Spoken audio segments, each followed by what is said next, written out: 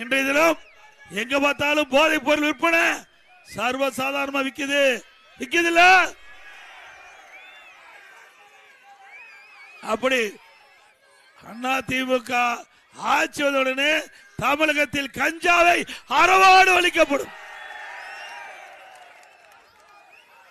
இன்றைய தினம் அதிமுக ஆட்சிக்கு வந்தவுடனே எல்லா குடும்பத்தாருக்கும் அவருடைய கஷ்டத்தை உணர்ந்து 10,000 ரூபாய் சிறப்பு உதவி தொகை வழங்கப்படும். வங்கியில ஒவ்வொரு குடும்ப தலைவிக்கு 2,000 ரூபாய் வழங்கப்படும். எல்லா குடும்பத்தாருக்கு விலையெல்லாம் பிரிட்ஜ் வழங்கப்படும். வேலைக்கு செல்லும் மகளிர் 5 லட்சம் பேருக்கு மானி 25,000 ரூபாய் அம்மா இருசக்கர வாகனம் வழங்கப்படும். எல்லா குடும்பத்தைக்கும் 3 கேஸ் சிலிண்டர் விலையில்லாம வழங்கப்படும். ஒவ்வொரு தைப்பொங்கல் என்றும் பொங்கல் தொப்போடு 1000 ரூபாய் வழங்கப்படும். ஒவ்வொரு தீபாவளி என்றும் நம்முடைய பெண்களுக்கு அற்புதமான பட்டு புடவை வழங்கப்படும்.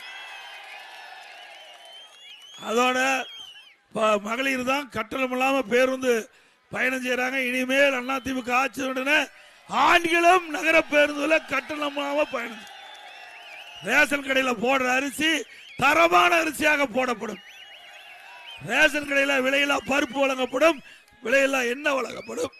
அதே போல அம்மா இல்ல திட்டம் அனைத்து ஏழைகளுக்கும் அற்புதமான அம்மா இல்லம் திட்டம் காங்கிரீட் வீடு கட்டி கொடுக்கும்.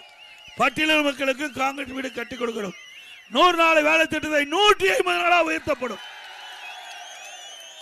முதியோருக்கு வழங்கப்படுகின்ற அந்த ஓய்வூதியம் 2000 உயர்த்தி வழங்கப்படும்.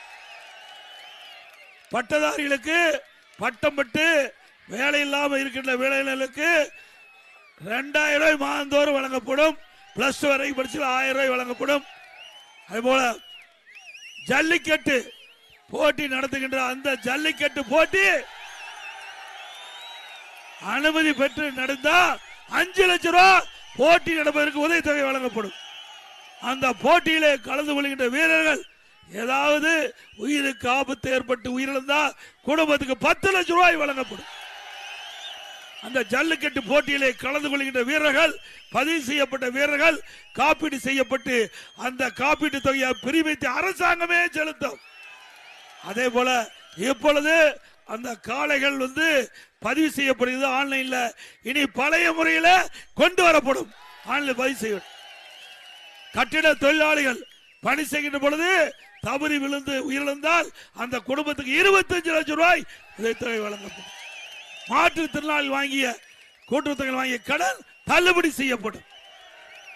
வருகின்ற சட்டமன்ற பொதுத் தேர்தலில் நம்முடைய வெற்றி வேட்பாளர் அறிவிச்சார் உதயகுமார் அவர்களுக்கு 2 லட்சத்தில் வாங்கி